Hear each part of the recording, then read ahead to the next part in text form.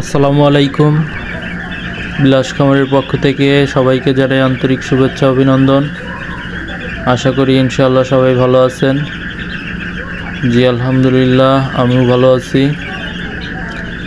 তো আজকের ভিডিও আশা করি সবাই ফুল দেখবেন, কারণ ভিডিওটা আমি দিনের শুরু থেকে শেষ পর্যন্ত 3 ভাগেই ভিডিওটা করেছি।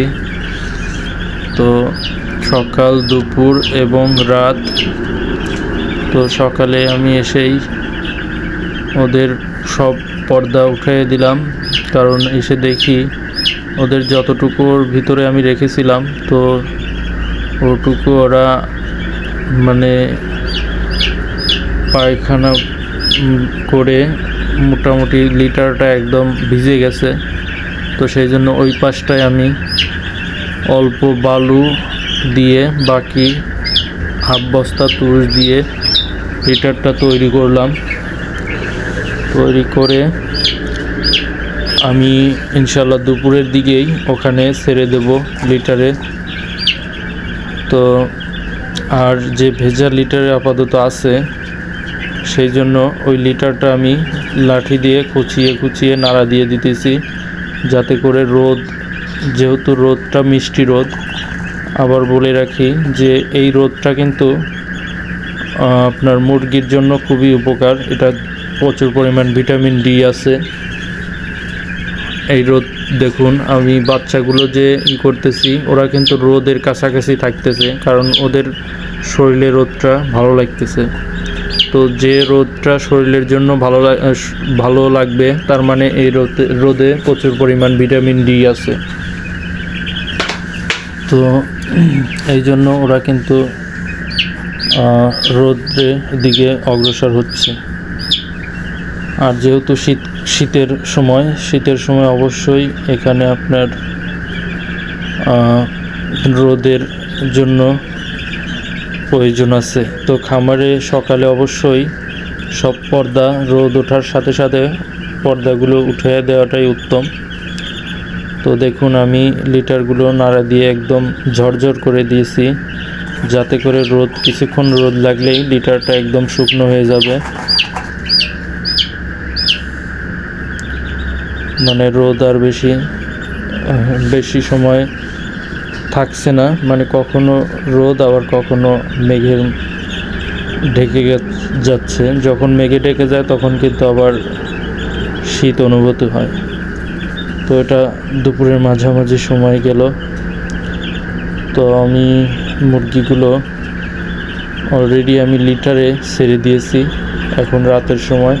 তো দেখুন, আমি রাত্রে টাইগার মুরগিগুলোকে লাইট জ্বালিয়ে কিন্তু রাখি। এটা হয়তো অনেকেই প্রশ্ন করেন যে আমি রাত্রে ওদের কি খাবারে রাখি। হ্যাঁ, লাইট, কারণ ওরা লাইটে থেকে অভ্যস্ত, তাই আমি ওদের লাইটে এবং খাবার পাত্রে খাবার পর্যাপ্ত দিয়ে থাকি এবং পানির পাত্র দিয়ে থাকি, যাতে করে ওরা সারা রাত খাবার পর্যাপ্ত খায়।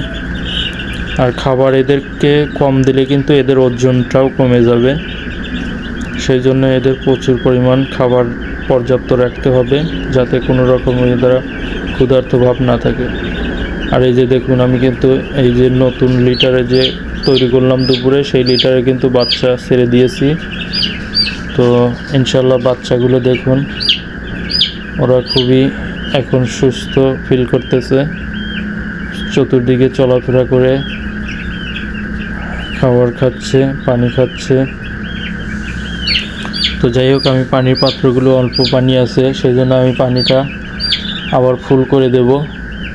তো পানির পাত্র এখনই আমি উঠায় নেব, উঠায় নিয়ে পানির পাত্রগুলো ফুল করে দিয়ে দেব। আর খাবারও ওরা প্রচুর রাত্রে খাবার খায়, সেই জন্য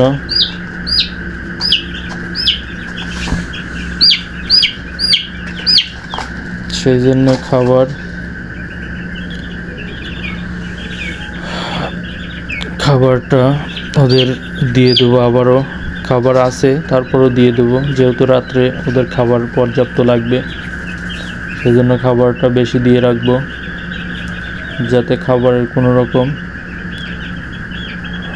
ঘাটতি না হয়। তো পানির পাত্রগুলো ধুতে দিলাম।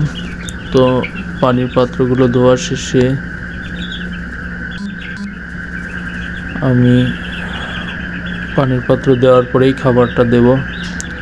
তো আমার একটা মুরগি প্যারালাইসিস হয়ে গেছে, তো ওই মুরগিটাকে মানে কোনোভাবেই আর খাড়া হতে পারতেছে না। তো সেই জন্য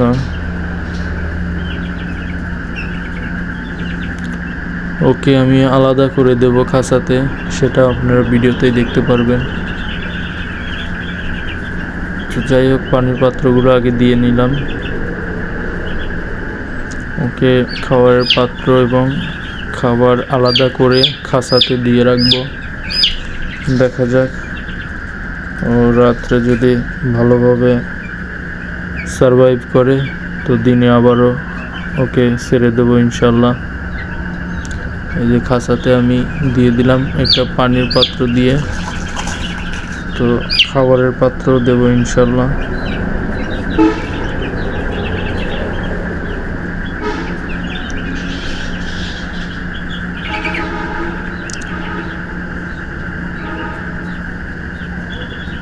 খাবারের পাত্রটাও দিয়ে দিলাম।